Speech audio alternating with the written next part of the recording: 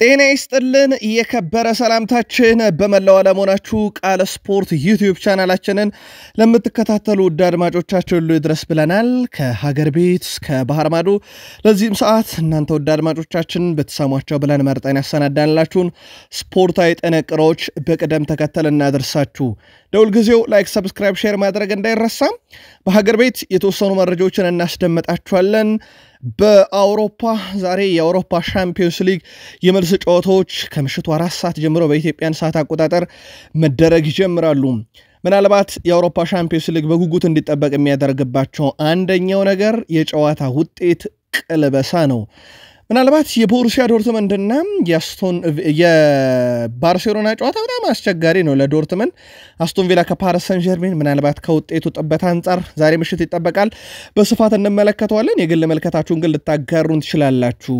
በተወዳጁ የእንግሊዝ ፕሪሚየር ሊግ ከዝውውር ጋር በተያያዘ በርካታ ሰበር መረጃ ይዘናል። እነዚህ መረጃዎች በተለይም አርሰናልና ማንቸስተር ዩናይትድ ከዝውውር ጋር በተያያዘ ትልልቅ ዜናዎችን ሰምተናል።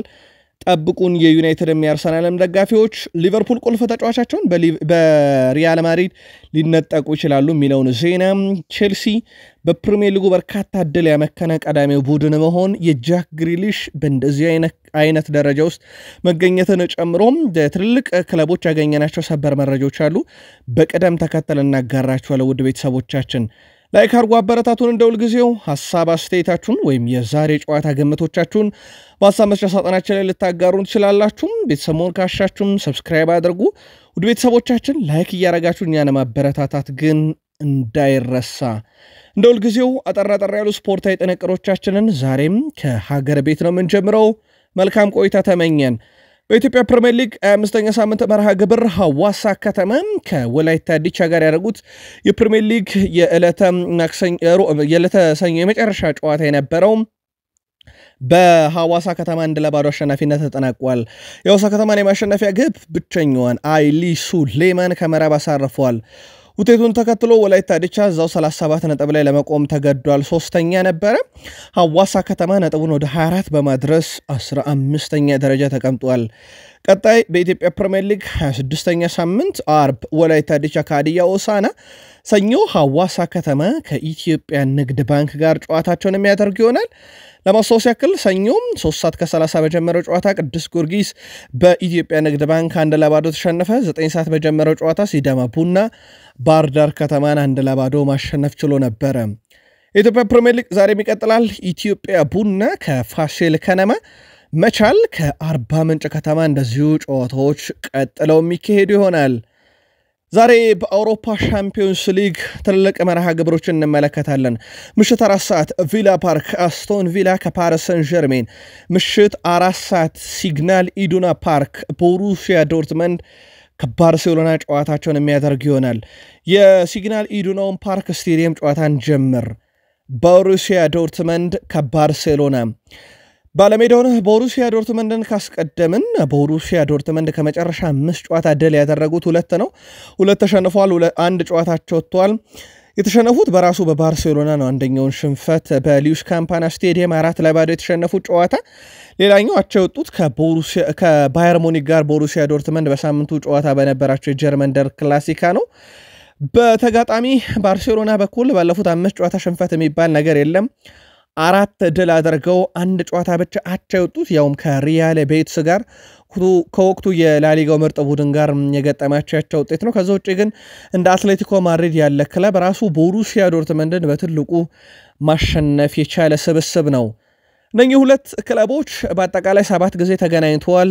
ቦሩሲያ ዶርትመንድ ግን በእነኚህ 7 ግንኙነት አንድም ጊዜ አሸንፎት አያውቅም ባርሴሎናን። ባርሴሎና 5ቱን አሸንፏል፣ 2 ጊዜ አቻ ወጥተዋል። ከመጨረሻ 5 ጨዋታ ባርሴሎና 3ቱን ድል ሲያደርግ 2ቱን አቻ ወጥተዋል። ለመጨረሻ ጊዜ ከባርሴሎና ነጥብ የወሰደው ቦሩሲያ ዶርትመንድ 2019 እዚሁ ሲግናል ኢዱና ፓርክ ላይ 0-0 መለያየታቸውን ምክንያት አድርገው ነበረ። ያው ዛሬም ቅድመ ግምት በሙሉ ለሃንሲ ፊሊክ ቡድን ባርሴሎና ተሰጥቷል። እናንተ የግል መልከታችሁ ልታጋሩ ትችላላችሁ። ለማንኛውም በኒኮ ኮቫች የሚሰለጥኑት ቦሩሲያ ዶርትመንዶች ከሃንስ ፊሊክ ቡድን ባርሴሎና ምሽት 4 ሰዓት ሲግናል ኢዱና ፓርክ 81365 ደጋፊዎች ፊት ይፋለማሉ። 1974 ዓመተ ምህረት ላይ የተገነባ ስቴዲየም ነው። ማርዙስ ማሪኒን የዛሬውን ጨዋታ ደግሞ በመሃል ሜዳ ዳኝነት እንዲመሩት የተሾሙበት ናቸው። ሌላኛው የምሽቱ ተጠባቂው ጨዋታ ቪላ ፓርክ ላይ አስቶን ቪላ ከፓሪስ ሰን ዠርሜን የሚያደርጉት ተጠባቂ መርሃ ግብር ነው። ባለሜዳውን አስቶን ቪላን እናስቀድም ውድ ቤተሰቦቻችን። አስቶን ቪላ ባለፉት 5 ጨዋታ አንድ ሽንፈት ብቻ ነው የገጠማቸው። እሱም በፓሪስ ሰን ዠርሜን በአውሮፓ ሻምፒዮንስ ሊግ የመጀመሪያ ዙር ጨዋታ ፓርክ ደ ፕሪንስ ላይ 3-1 የተሸነፉት ነው። ከዛ ውጪ አስቶን ቪላ ቀሪ ጨዋታዎችን በሙሉ ድል አድርጓል። በዚህም ሳምንት በፕሪሚየር ሊጉ ሳውዝሃምፕተንን 3-0 አሸንፎ ነው ወደዚህ ጨዋታ የሚመጣው። ፓሪስ ሰን ዠርሜን የፍራንስ ሊግ ሻምፒዮኑ ነው። ባለፉት 5 ጨዋታ ሽንፈት የሚባል ነገር አልቀመሰም።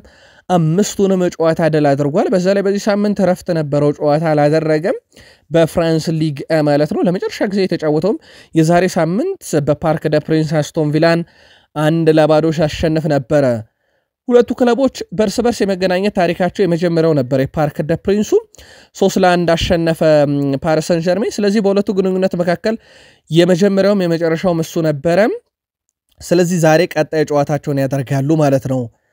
በኡናይ ኤምሬ የሚሰለጥነው አስቶን ቪላ በሉዊስ ኤንሪኬ የሚሰለጥነውን ፓሪስ ሰን ዠርሜን ምሽት 4 ሰዓት ቪላ ፓርክ 42788 ደጋፊ 1897 የተገነባ ስቴዲየም ሳንቼዝ ማርቲኔዝ የዛሬውን ጨዋታ ደግሞ በመሃል ሜዳ ዳኝነት እንዲመሩት ተሹመዋል። ማን ዛሬ ምሽት የጨዋታ ቀልበሳ ያካሂዳል? ዶርትመንድ ወይንስ አስቶን ቪላ ወይንስ ፓሪስ ሰን ዠርሜን እና ባርሴሎና ውጤት አስጠብቀው ወደ ግማሽ ፍጻሜ ያልፋሉ?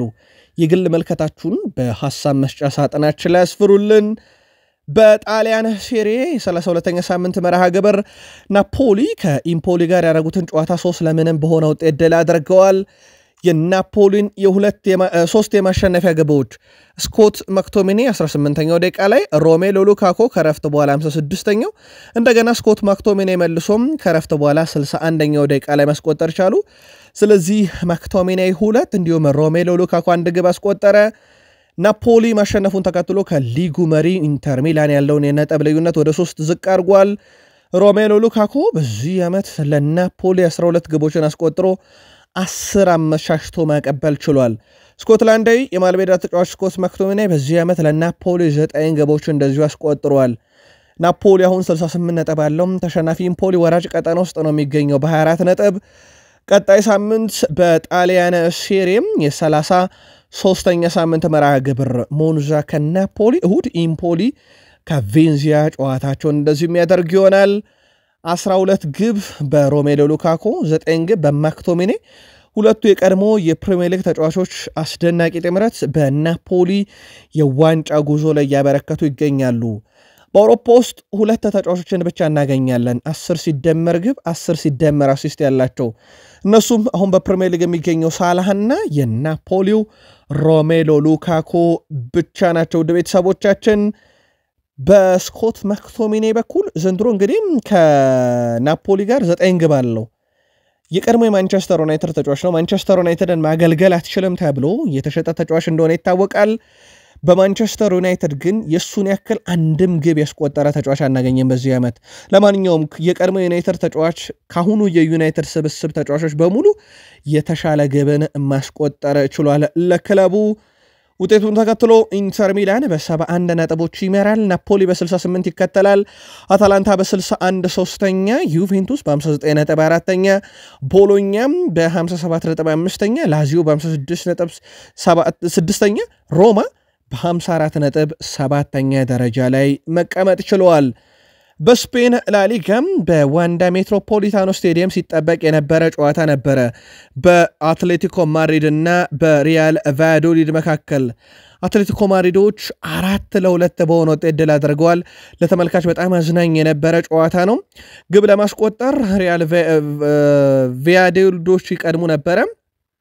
በሳይሊያ ግብ በ21ኛው ደቂቃ 1-0 መምራት ጀምሩ። በኋላም ላይ ዩሊያን አልቫሬስ 25ኛው ደቂቃ ላይ አቻረጋቸው። ሲሚዮኔ 27ኛው ደቂቃ ላይ 2-1 እንዲመሩ አድርጎ ረፍት ወጥተው ነበረ። ከረፍት በኋላ ዣቪ ሳንቼዝ ያስቆጠረው ግብ ቫያዶሊድን 2-1 እንዲሆኑ አድርጓቸው ነበረ።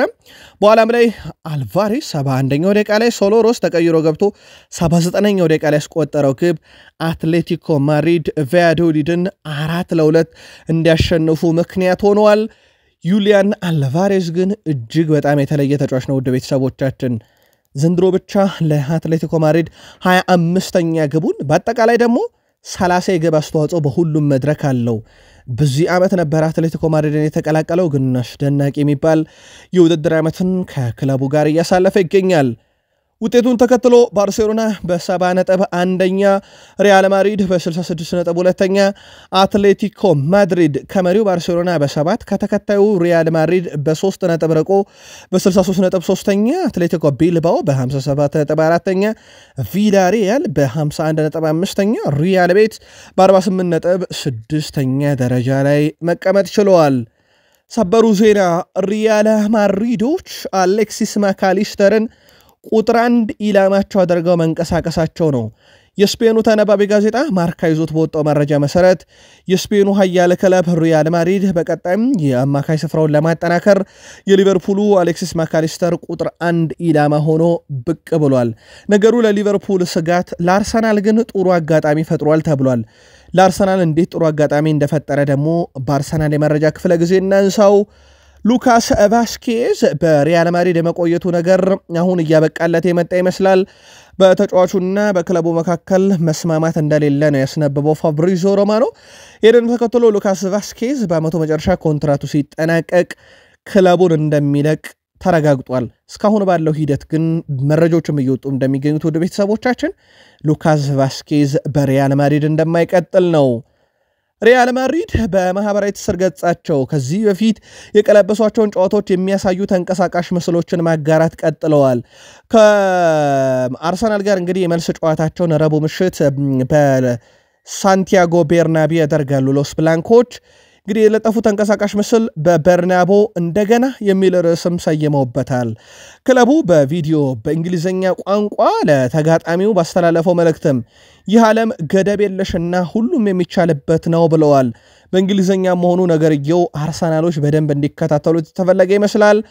አክሎም የወደፊቱን አናውቅም፣ ወደዚህ የመጣ ነው እንዴት እንደሚያልቅ ለመናገር ሳይሆን እንዴት እንደሚጀመር ለመናገር ነው ይላል ተንቀሳቃሽ ምስሉ።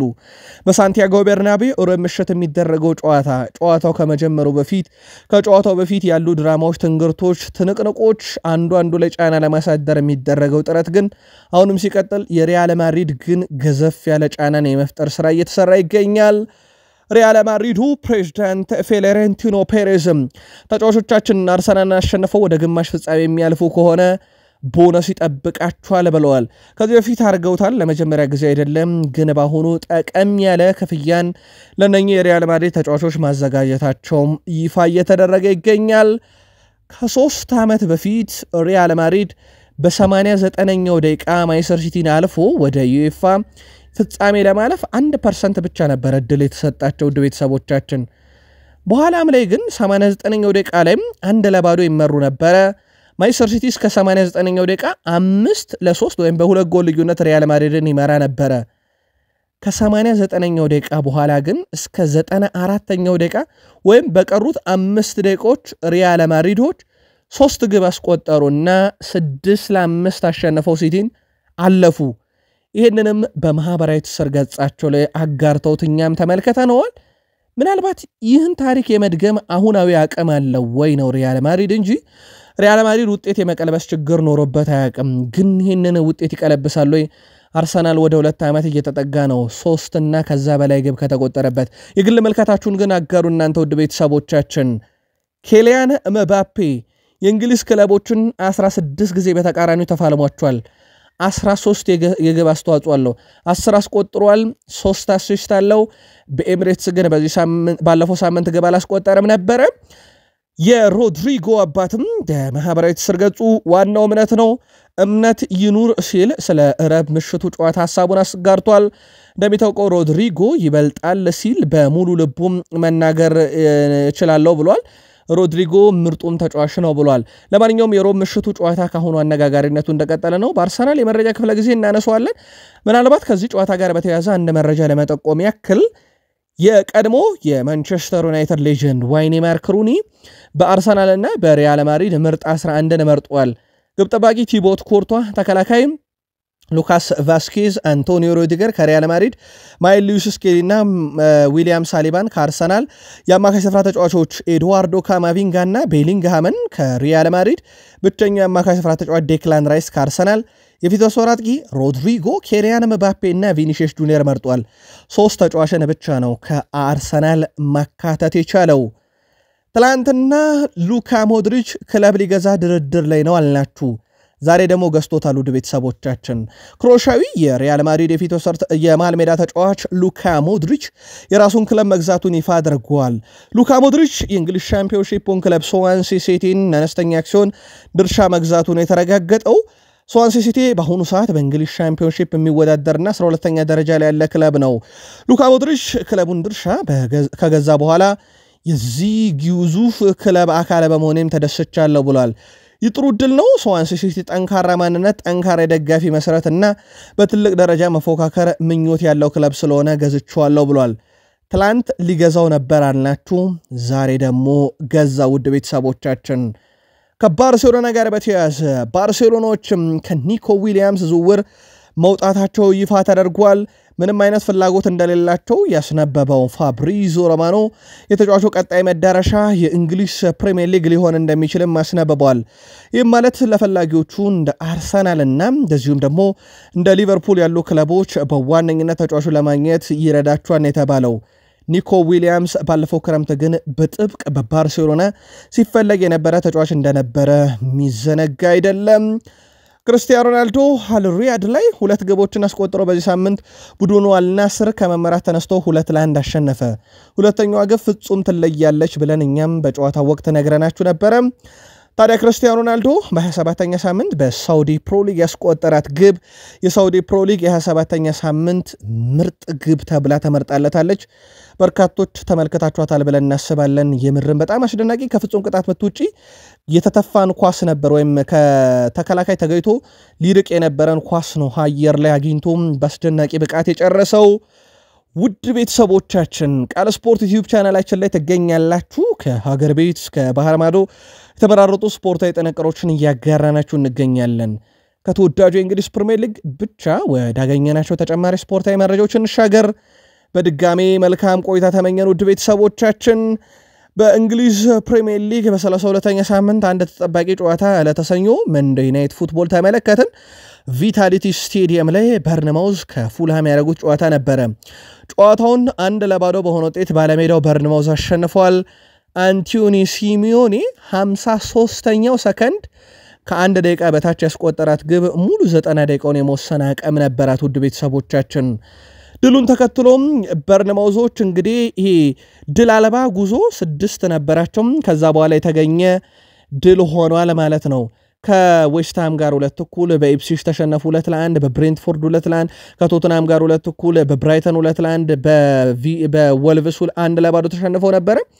ከ6 ጨዋታ ነጥብ አለማግኘት ጉዞ በኋላ ትላንት ምሽት ግን 1-0 በማሸነፍ ድፍን 3 ነጥብ የአንዲ ኢራኦላ ቡድን አገኘ። በርንማውዝ ነጥብ ማሳካቱን ተከትሎ የያዛቸው ነጥብ ብዛት 48 ደርሰዋል። ይህም በበርንማውዝ ታሪክ ከፍተኛ ነጥብ በመሰብሰብ ይሄ ለሁለተኛ ጊዜ ነው። ባለፈው ዓመት ሙሉ ሲዝኑን 48 ነጥብ ሰብስበው አጠናቀው ነበረ። አሁን ግን ጥሩነቱ ገና 6 ጨዋታ ይቀራል። ስለዚህ በበርንማውዝ እግር ኳስ ታሪክ 1 ነጥብ እንኳን በ6 ጨዋታ ቢያገኙም ከፍተኛ ይሆንላቸዋል። ባለፈውም ዓመት በአንዲ ኢራኦላ ዘንድሮም በአንዲ ኢራኦላ ነው ይህ በበርንማውዝ ታሪክ ከፍተኛው ነጥብ ሊገኝ የቻለው። በጨዋታው ላይ የ20 ዓመቱ ዲያን ሁይሰን 3 ነጥብ ቡድኑን እንዲያስገኝ ቁልፍ ስራ ሰራ። ግብ አልተቆጠረበትም። ቡድኑ ላይ እሱ ተከላካይ ነበረ። የጨዋታውን ኮከብ የነበረው እንደዚሁ ዲያን ሁይሰን ነበረ። ለአውሮፓ መድረክ በሚደረገውም ትንቅንቅ ላይ አሁን በርነማውሶች ነጥባቸውን 48 በማድረስ 8ኛ ደረጃ ላይ መቀመጥ ችሏል። ከላይ ካሉት ክለቦች አንጻርም ብዙም አራቁም፣ ግን በፕሪሚየር ሊጉ ከቀረው 6 ጨዋታ 18 ነጥቦች ሊገኙ ይችላሉና እነኚህን 18 ነጥቦች ብንደምራቸው ወደ ቤተሰቦቻችን እነ በርነማውዝ ራሱ ከአርሰናል በላይ ሆነው በሂሳባዊ ስሌት መጨረስ ይችላሉ ሁለተኛ ካለው። ነገር ግን ያ ይሆናል ተብሎ ባይጠበቅም ቢያንስ ግን እነ 5ኛ ያሉት እነ ሲቲ 4ኛ ያሉት ኒውካስል ዩናይትድ እነ 6ኛ ያሉት ቼልሲዎች ጭምር ጋር ያለው ትንቅንቅ እስከ 10ኛ በተለይ ከ4 እስከ 10 ያለው ቦታ እጅግ በጣም የተጣበበ ነውና ቀጣይ ውድድር ዓመት የአውሮፓ ሻምፒዮንስ ሊግ መድረክን ትኬት ማግኘት እዚህ ቦታ ላይ ትንሽ አስቸጋሪ ይመስላል። በእንግሊዝ ፕሪሚየር ሊግ አይን ውስጥ ገብቷል የፓሪስ ሰን ዠርሜኑ ዲዛይር ዱዊ። በርከት ያሉ የፕሪሚየር ሊግ ክለቦች ይህንን ተጫዋች ከፓሪስ ሰን ዠርሜን የማስኮብለል ፍላጎት አላቸው ተብሏል። የፓሪስ ሰን ዠርሜኑ አሰልጣኝ ሉዊስ ኤንሪኬ ቀጣይ ውድድር ዓመትም የቡድኑ አካል መሆኑን ተከትሎ ተጫዋቹ እንደማይሸጥ ቢያሳውቁም የፕሪሚየር ሊግ ክለቦች ግን ትልልቆቹ በተለይም በቀጣይ ክረምት እንቅስቃሴ ያደርጋሉ ተብሎ ይጠበቃል።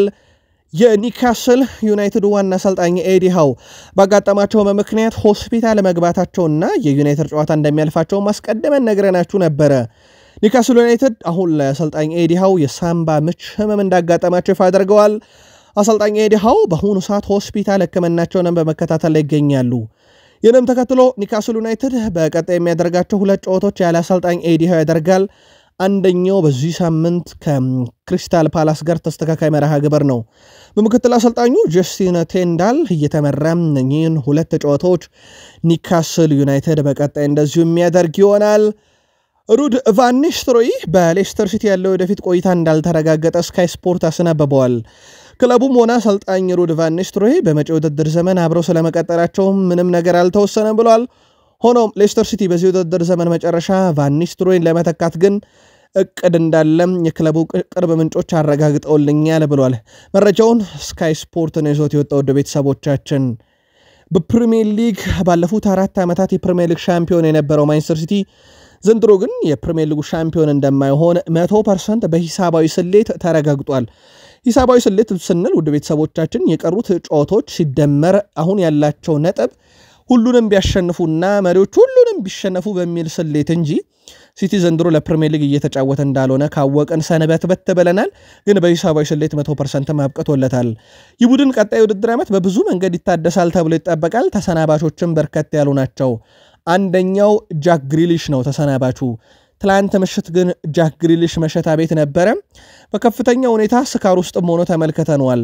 በአንድ ምሽት ብቻ $15,000 ያወጣበትም ደረሰኝ እንደነበረ ዘሰን አረጋግጧል። የጃክ ግሪሊሽ የማንቸስተር ሲቲ ቆይታ ብቻ ሳይሆን የእግር ኳስ ዓለም ቆይታው ራሱ ልክ እንደነ ሮናልዲኒዮ ጎቾ እያበቃለት የመጣ ይመስላል። ከሲቲ ከወጣስ በኋላ ይህን ተጫዋች በዚህ ሁኔታ ማን ይረከበዋል የሚለው ትንሽ አሳሳቢ ጉዳይ ይመስላል ለእግር ኳስ ተጫዋቹ። ቼልሲዎች በርናንዶ ካቪያን ከብሬንትፎርድ አምጥተው ነበረ። ይህ ሰው እንደሚታወቀው የቆሙ ኳሶች አሰልጣኝ ነው። እሱ ከመጣ በኋላ ግን ቡድን ውስጥ አሁንም በቆሙ ኳሶች ብዙ ለውጥ አልተመለከትንም። ለአብነት ያክል በኢፕስዊች ታውን ጨዋታ ከ10 በላይ ማዕዘን ምት ያገኘው ቼልሲ አንዱንም ማስቆጠር አልቻለም። በቼልሲ በኩል አንዳንድ ዝውውሮች ስህተት እንደነበራቸው ካሁኑ መታየት ጀምሯል። በተለይም በአሰልጣኝ ዘርፍ ላይ በበርናንዶ ካቫን መምጣት ቡድኑ ላይ ምንም ለውጥ እንዳላመጣ ነው ስካይ ስፖርት ያስነበበው። ማርክ ኩኮሬላ ግን ቀሪ ጨዋታዎችን ካሸነፍን አሁንም ደረጃችንን እናስጠብቀን መሄድ እንችላለን ብለዋል። በእርግጠኝነት የምነግራችሁ ነገር መመለስ እንችላለን፣ ውጤት ማግኘት እንችላለን፣ ጠንክረን መስራት ይጠበቅብናል። በፕሪሚየር ሊጉ አሁንም የአውሮፓ መድረክን ትኬት ቆርጠን ማጠናቀቅ እንችላለን እያለ ይገኛል። አሁን ያለው ፉክክር ግን በጣም አደገኛ የሚባል ፉክክር ነው በዘርፉ ላይ። ስለዚህ ይህ ቡድን የተሻለ ነው ለማለት በጣም አስቸጋሪ ነው። ወጥ ብቃትን እያሳየ ያለ ቡድን እዛ አካባቢ ላይ ማግኘት ከባድ ሆኗል፣ በተለይም ከ4ኛ እስከ 10ኛ ያሉት ቡድን ላይ። ለማንኛውም ማርኮ ኩኮሬላ ግን የማድረግ አቅሙ አለን እያለ ይገኛል። ኒኮላስ ጃክሰን በኢፕስዊች ታውን ጨዋታ 5 ኢላማውን ያልጠበቀ ሙከራ አድርጓል። በዚህ ውድድር ዓመት አንድ ተጫዋች ከሞከራቸው ሙከራዎች ውስጥ 5ቱ ኢላማቸውን ያልጠበቁ ሲሆን ይሄ በነጻሪ እጅግ በጣም ከፍተኛ የሚባለው ነው።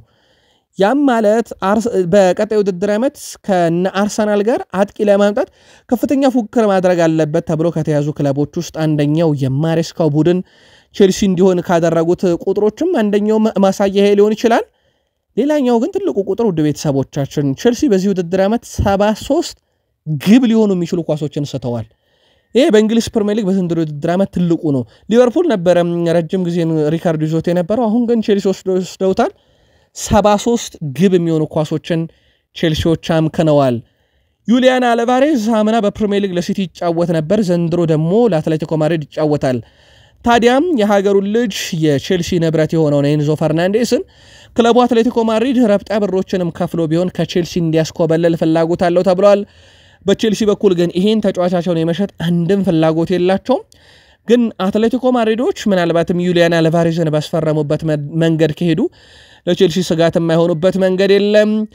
አንቶኒ ቴይለር ቼልሲ ከፉልሃም በለንደን ደርቢ የሚያደርጉት ተጠባቂ የፕሪሚየር ሊግ ጨዋታን በዋና ዳኝነት ሲመሩ ጀረድ ጉሌት በቫር ዳኝነት እንዲመሩት ደግሞ መሾማቸው ይፋ ሲደረግ፣ ስለዚህ ቼልሲዎች በአንቶኒ ቴይለር እየተመሩ ነው የደርቢ ጨዋታቸውን ቀጣይ ሳምንት የሚያደርጉት።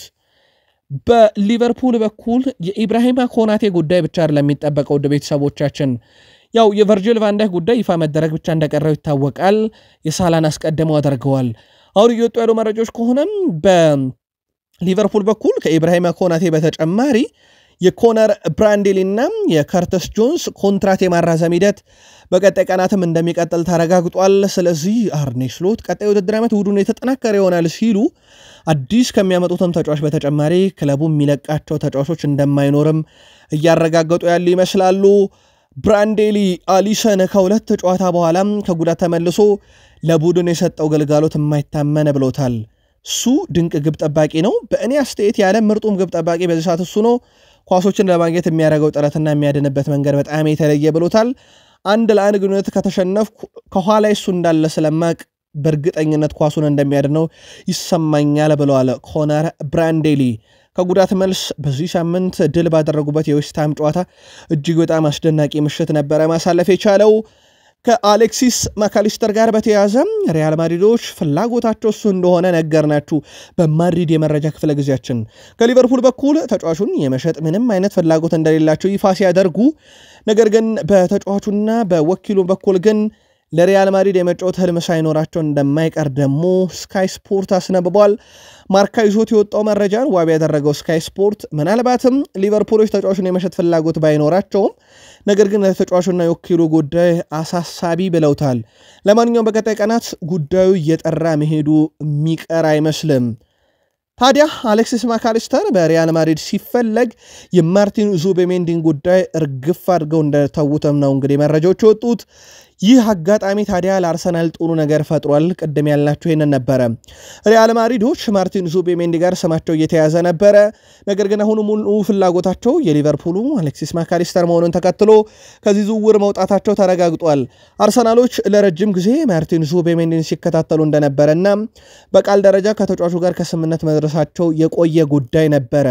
አንድሪያ ቤርታም ተጫዋቹ ጋር ያላቸው ግንኙነት ጥብቅ መሆኑን ተከትሎም በዛ ላይ ተፎካካሪያቸው ሪያል ማድሪድ መውጣቱን ተከትሎ ይህን ተጫዋች ለማድረግ በሚደረገው ጥረት ላይ መልካም አጋጣሚ መፈጠሩን የተገለጸው። አስቶን ቪላዎችም ከአርሰናል ላይ ተጫዋች ሊነጥቁ ከጫፍ ደርሰዋል። የሴቨር ኔፓንን ዝውውር ለመጨረስ እጅግ በጣም ተቃርበዋል። እንደ አርሰናልና ዢሮና የመሳሰሉ ክለቦች በጣም ክትትል ሲያደርጉበት ነበር። በተለይም አርሰናል ካስታወሳችሁ ባለፈው ክረምት ላይ ትልልቅ ስራዎችን ሰርቶ ነበር። ይሄን የ17 ዓመቱን አማካይ ለማምጣት ቀጣዩ ማርቲኖ ኦዴጋርድም ሲባል ነበረ። ነገር ግን ሴቨር ኔፓንን ለማስፈረም ከአርሰናል በተሻለ አሁን ላይ እየተንቀሳቀሰ የሚገኘው አስቶን ቪላ እንደሆነ ዴቪድ ኦርኔስት ያስነበበ። የቪክተር ዮገሬስክ ወኪል በያዝነው ወር ለስብሰባ እንግሊዝ መገኘቱ ተረጋግጧል። አንድሪያ ቤርታም የተጫዋቹ የረጅም ጊዜ አድናቂ ነው። በቅርቡም እንዳነጋገረ የቅርብ ሰዎቹን እኛም ነግረናችሁ ነበረ። አርሰናል እዚህ ተጫዋች ላይ አሁንም ጸንቶ ይገኛል ከሌሎች ተጫዋቾች በተሻለ። በእርግጥ ይህ ተጫዋች ቢገኝ ለሁሉም ክለብ መልካም ነው። ቪክተር ዮገሬስክ ልክ እንዳለፈው የውድድር ዓመት ዘንድሮም አስደናቂ ነው። 50 ጨዋታ አድርጎ በሁሉም መድረክ 54 ግብና 12 አሲስት አለው። ባለፈውም የውድድር ዓመት ለእንደዚህ አይነት የቀረበ እጅግ በጣም በርካታ ግቦችን አስቆጥሮ እንዳጠናቀቀ ይታወቃልና ዘንድሮ አርሰናል ትልቅ ስራዎችን እየሰሩ ነው ተብለዋል። አርሰናል ከፌብራሪ 2 ቀን 2024 እስከ ፌብራሪ 3 2025 ባለው የአንድ ዓመት ጊዜ ውስጥ 22 2,791,917 ፓውንድ አውጥቷል። ይሄ ለወኪል ክፍያ ብቻ የከፈለው ነው። በዚህም መድፈኞቹ ከፕሪሚየር ሊግ ክለቦች 6ኛ ደረጃ ላይ ተቀምጧል። ከቶፕ 6 ክለቦች ሊቨርፑል እና ቶትናም ሆትስፐርስ ብቻ ናቸው አነስተኛ ለወኪል ክፍያ ያደረጉት። በዝውውር ላይ የተሻለ የመደራደር አቅም ያላቸው ከቶፕ 6 ክለቦች ሊቨርፑልና ቶትናም ይመስላሉ። ሌሎቹ ግን ረብጣ ብሮችን አውጥተዋል። አንደኛው አርሰናል ነው። በአርሰናል በኩል ግን ምናልባት ለአርሰናል ደጋፊዎች በዊሊያም ሳሊባ ጉዳይ ላይ እስካሁን ሪያል ማድሪድ ድርድር አላደረገም። አንድም ይፋዊ ጥያቄ አላቀረበም። በቀጣይ ሪያል ማድሪድ ተጫዋቹ ላይ ጥያቄ ከማቅረባቸው በፊት በአርሰናል በኩል ኮንትራት የማራዘም ስራውን ለመስራት በአንድሪያ ቤርታ በኩል ወረቀቶች እየተዘጋጁ መሆኑም ይፋ ተደርጓል። ላሊጋው ላይ ግን ሰሞኑን በሁለት ጨዋታ ተመለከትን። ውድ ቤተሰቦቻችን ሪያል ማድሪድ ከአላቬዝ ጋር በነበረ ጨዋታ የአርሰናል መለያ ተይዞ ስቴዲየም ተገባ። ትላንትናም በዋንዳ ሜትሮፖሊታኖ አትሌቲኮ ማድሪድ ሪያል ቫያዶሊድን 4-2 ባሸነፈበት ጨዋታ የአርሰናል ስካርፍ ተይዞ በስቴዲየም የአትሌቲኮ ማድሪድ ደጋፊዎች ተገኙ። ምናልባት የአትሌቲኮ ማድሪድ ደጋፊዎች በቀጥታ ለሪያል ማድሪድ መልእክት ለመላክ ነው። በቀደም እንኳን የአላቬዝ ደጋፊዎች ሪያል ማድሪድ ላይ ጫና ለመፍጠር ነው። ሮብ ምሽት እንደዚህ አይነት ጫና እያሳደሩለት ለሚገኙ የሪያል ማድሪድ ተቀናቃኞች አርሰናልስ ውለታቸውን እንዴት ይከፍላል? ሮብ ምሽት 4 ሰዓት ጨዋታውን በስፋት በቀጣይ መረጃ እናነሳዋለን። ብሩኖ ፈርናንዴዝ ለማንቸስተር ዩናይትድ ቁልፍ ነው፣ ምንም ጥርጥር የለውም። ኬቨን ደብሮይና እና ብሩኖ ፈርናንዴዝ ብቻ ናቸው በፕሪሚየር ሊግ 5 አሊያም ከዛ በላይ የውድድር ዓመታትን 75 ሲደመር የግብ ዕድሎችን ፈጥረው ያጠናቀቁት። በእርግጥ ኬቨን ደብሮይና የተሻለ ነው። ለምን? አብዛኞቹ ግብ ይሆኑለታል። በብሩኖ ፈርናንዴዝ በኩል ግን እነኚህ ግብ አይሆኑለትም። አብዛኞቹ ዩናይትድ ቤት ወይ የ9 ቁጥር ችግር አለ ወይ ደግሞ የአጨራረስ ችግር ላይ በብዛት ይታማሉ 9 ቁጥር ተጫዋቾቻቸው። ብሩኖ ፈርናንዴዝ እና ኬቨን ደብሮይና ግን 5 እና ከዛ በላይ ዓመት ከ75 በላይ ግብ ዕድሎችን በመፍጠር ቀዳሚ ናቸው። አሌሃንድሮ ጋርናቾ በዩናይትድ ዘንድሮ ያው ከሌሎች ተጫዋቾች አንጻር ብዙ የሚተቸው አይደለም፣ ግን ከትችት ያመለጠው አይደለም። በዩናይትድ በርካታ የግብ አስተዋጽኦ ያለው ዘንድሮ ብሩኖ ፈርናንዴዝ 32 ነው። ቀጥሎ የምናገኘው ግን ከነውጣ ውረዱም ቢሆን አሌሃንድሮ ጋርናቾ ነው። 18 የግብ አስተዋጽኦ በሁሉም መድረክ አለው። ምናልባት ከብሩኖ ፈርናንዴዝ ቀጥሎ ለቡድኑ ቁልፍ ስራዎችን በግብ ደረጃ እያስቆጠረ ወይም እያበረከተ የሚገኘው አሌሃንድሮ ጋርናቾ ነው። ታዲያ የቡድን ግን ቀጣይ ክረምት ላይ መጠናከሩ የማይቀር ነው። 200 ሚሊዮን ዩሮ በካሽ ቀጥሎ ደግሞ ተጫዋች ሸጠው የሚያገኟቸው ገንዘቦች ለቡድኑ ቀጣይ ክረምት የዝውውር መስኮት አካል እንደሆነ ይታወቃል። በዚህ በጀት ላይ ታዲያ በርካታ ዝርዝሮች አሁን እየሰማን ነው። ሩበን አሞሪም ከሚያደንቋቸው ተጫዋቾች አንደኛው አንቶኒ ሲሚዮኔ ነው። ትላንት ግብ ያስቆጠረላቸው ለበርንማውዝ 65 ሚሊዮን ፓውንድ የተገመተ ተጫዋች ነው። ዴቪድ ኦርኔስት እና ኤንቢሲ ስፖርት የሩበን አሞሪም ምርጫ ነው የተጫዋች ብለዋል። ሌላኛውም በግብ ጠባቂ ዘርፍ ለቤልጂየም ሊግ ለሆነው አንትዋርፕ እና ለቤልጂየም ከ21 ዓመት በታች ሲጫወት የነበረው ሴን ላመንሰን የአንድሬ ኦናና ቁጥር 1 ተተኪ እንዲሆን በዝርዝር ውስጥ በማንቸስተር ዩናይትድ በኩል ከተያዙ ግብ ጠባቂዎች አንደኛው ሆኗል። ሌላኛው ደግሞ በርከት ያሉ የማንቸስተር ዩናይትድ የዜና ምንጮች የሊሳንድሮ ማርቲኔዝ ተደጋጋሚ ጉዳት አሳሳቢ መሆኑን ተከትሎ በተከላካይ ክፍሉም ላይ ተጫዋች ሊያመጡ ይችላሉ ተብሎ ይጠበቃል። ታዲያ አርጀንቲናው የሮዛሪዮ ሴንትራል የ18 ዓመት የመሃል ተከላካይ ሁዋን ቫሌንቲ ሄሜኔዝ ለማንቸስተር ዩናይትድ በመሃል ሜዳ ተከላካይነት በእጩነት ከተያዙ ተጫዋቾች ውስጥ አንደኛው ሆኗል። በእርግጥ ማንቸስተር ዩናይትድ በርካታ ዝውውሮችን ማድረጉ በቀጣይ ክረምት ላይ በትልቁ ይጠበቃል። ቡድኑ ዘንድሮ ግን ስንተኛ ሆኖ ያጠናቀቃል የሚለው ራሱ በጣም አሳሳቢ ነው። በተለምዶ ቶፕ 6 የሚባሉ ክለቦች እነኚህ አርሰናል፣ ቶትናም፣ ሊቨርፑል፣ ቼልሲ፣ ዩናይትድ እና ሲቲ ለመጨረሻ ጊዜ መጥፎ ውጤታቸው ሲቲ 5ኛ ነው፣ ማንቸስተር ዩናይትድ 8ኛ፣ አርሰናል 8ኛ፣ ሊቨርፑል 8ኛ፣ ቶትናም 8ኛ፣ ቼልሲ 12ኛ ነው መጥፎ ሲዝናቸው። ዘንድሮ ግን ቶትናምና ዩናይትድ እጅግ በጣም መጥፎን የውድድር ዓመት ለመጨረሻ ጊዜ ካሳለፉት በኋላ ሊያሳልፉ ተቃርበዋል። ዩናይትድ 14ኛ፣ ቶትናም 15ኛ እንዳለ ይታወቃል። ቡድን አጋሮቼ የተቻላቸውን ያህል እያደረጉ እንደሆነ አይሰማኝም ያለው ብሩኖ ፈርናንዴዝ መነጋገሪያ ሆኗል። በተለይም በክለብ ውስጥ ይህን ክለብ መወከል ከባድ እንደሆነ አውቃለሁኝ፣ ነገር ግን ተጫዋቾቹ አቅማቸውን ሙሉ አማጠው እየተጫወቱ ነው ብዬ አላስብም የቡድን አጋሮቼ ብሏል። በዚህም ከበርካታ ሌጀንዶች ትችት እያስተናገደ ይገኛል። በተለይም እነ ሮይ ኪን የቀድሞ ተጫዋቾች እየተቹት ይገኛሉ ይሄን በማለት ነገር ግን ብሩኖ ፈርናንዴዝ የቡድን አጋሮች አቅም እንዳላቸው አውቃለሁ፣ ግን ያንን አቅማቸውን አውጥተው እየተጠቀሙ አይደለም ብሏል። የእናንተን የግል መልከታ ግን እዚህ ላይ ያጋሩን ዩናይትዳውያን። ሩበን አሞሪም ወደ ማንቸስተር ዩናይትድ ከመጣ በኋላ ራሱ በፕሪሚየር ሊጉ ብዙ የተጫዋቾች ስህተት በመስራት የዩናይትድ ቁጥር 2 ክለብ ነው። ቁጥር 1 ሳውዝሃምፕተን ነው። ይህ ለምን እንደሆነ ግን እርግጥ አይደለም። ምናልባት የታክቲክ ጉዳይ ግን በዋነኝነት ይነሳል። ለዚህም በርካቶች ሩበን አሞሪም ይተቻሉ። የእሳቸው ታክቲክ ነው ቡድኑን ዋጋ እያስከፈለው ያለ በሚል ማለት ነው። ምናልባት ዩናይትድ ደጋግሞ አሰልጣኝ የመቀየር ነገሩ መፍትሄ ስላላመጣለት ለሩበን አሞሪም ጊዜ ከመስጠት አንጻር ካልሆነ በስተቀር ምናልባት በርካቶች እኚህ ሰው በሌሎች ትልልቅ ክለቦች ቢሆኑ እስካሁን አይቆዩም ይላሉ። ዩናይትዳውያን ግን ሩበን አሞሪም ላይ ተስፋ ቆርጣቸዋል። ሐሳባቸውን እንዲያጋሩን የማንቸስተር ዩናይትድ ዓለም አቀፍ እግር ኳስ ግንኙነት ዋና ኃላፊና የቦርዱ ልዩ አማካሪ ሆነው መሾማቸው ይፋ ተደርጓል። ማን? ዣን ክላውድ ብላክ። ይህም የሆነው በጊዜው ስራ አስፈጻሚነታቸው ሲዮ ጊዜ ባሳዩት ጥሩ የስራ አፈጻጸም ነው ተብሏል። ትላንት ከዚህ ቦታ ላይ መነሳታቸውን በሰበር ነግረናችሁ ነበረ። አሁን በማንቸስተር ዩናይትድ አስተዳደር ውስጥ በንቃት ይሳተፋሉ። ነገር ግን የእሳቸው ዋና ስራ ማንቸስተር ዩናይትድን ከዓለም አቀፍ ደረጃ በመወከል ከነኤፋ ከነፊፋ እና የአውሮፓ ክለቦች ማህበር ጋር ግንኙነት ማድረግ ብቻ ነው ተብሎ እንግዲህ ሹመት ተሰጥቷቸዋል ማለት ነው። ትላንት በወጣቶቹ ዘርፍ ማንቸስተር ዩናይትድ ጨዋታ ነበራቸው። ከወልቭስ ጋር 1-1 ተለያይተዋል። ከ21 ዓመት በታች ነበረ ጨዋታው። በማንቸስተር ዩናይትድ በኩል ታይረል ፍሬቸር ግብ አስቆጥሯል። ታዳጊውን ቤንዳቶ ማንቶታ ደግሞ አሲስት አድርጓል። ቤንዳቶ ማንቶታ በማንቸስተር ዩናይትድ በኩል ባለፉት እንግዲህ 3 ጨዋታዎች 6ኛ የግብ አስተዋጽኦ ነው። 2 ጎል 4 አሲስት። በዋናው ቡድን ውስጥ በቅርቡ ከሚጠበቁ የዩናይትድ ተጫዋቾች ያለምንም ጥርጥር አንደኛው ነው። ማንቸስተር ዩናይትድ የፊት ወሰር ተጫዋቹን ለማጠናከር ሊያም ዴላፕን ያመጣል ብለን ሰሞኑን ነግረናችሁ ነበረ። የጀርመን ቡንደስሊጋ ክለቦች ወደ ፉክክሩ ገብተዋል። ነገር ግን ከቼልሲና ከዩናይትድ በላይ እንደማይሆኑ ሚረር ሲያስነብብ ፋብሪዞ ሮማኖም ከቼልሲና ከዩናይትድ ተጫዋቹ አያልፈም ብሏል። ውድ ቤተሰቦቻችን ዛሬ ምሽት አስቶን ቪላ ከፓሪስ ሰን ዠርሜን፣ ቦሩሲያ ዶርትመንድ ከባርሴሎና የአውሮፓ ሻምፒዮንስ ሊግ ትልልቅ ምሽቶች ምልከታችሁን አጋሩን። በኢትዮጵያ ፕሪሚየር ሊግ ፋሲል ከነማ ከኢትዮጵያ ቡና፣ መቻል ከአርባ ምንጭ ይጫወታሉ። ለማስታወስ ያክል ትላንትና ኢትዮጵያ ንግድ ባንክ ቅዱስ ጊዮርጊስን 1-0፣ ሲዳማ ቡና ባህር ዳር ከተማን 1-0፣ ሐዋሳ ከተማ ወላይታ ዲቻን 1-0 አሸንፈዋል። በእንግሊዝ ፕሪሚየር ሊግ በርንማውዝ ፉላምን 1-0፣ በላሊጋ አትሌቲኮ ማድሪድ ቫያዶሊድን 4-2፣ በጣሊያን ሴሪያ ናፖሊ ኢምፖሊን 3-0 ያሸነፉበት ጨዋታ ተጠቃሽ ናቸው። በሀሳብ መስጫ ሳጥናችን ላይ ግን ዛሬ ምሽት ከየስቴዲየሞቹ ምን እንጠብቅ? የአውሮፓ ሻምፒዮንስ ሊግ የውጤት ቅልበሳ ድራማዎች ከዛሬ ጀምሮ ይተገበሩ ይሆን? ምሽት 4 ሰዓት ጀምሮ እናየዋለን። ለማንኛውም ለነበረን ጊዜ ከልብ አመሰገን። ለየክለቦቻችሁ መልካም ዕድል። ቃል ስፖርትን ላይክ፣ ሰብስክራይብ፣ ሼር ማድረግ እንዳይረሳ። ሰናይ ጊዜ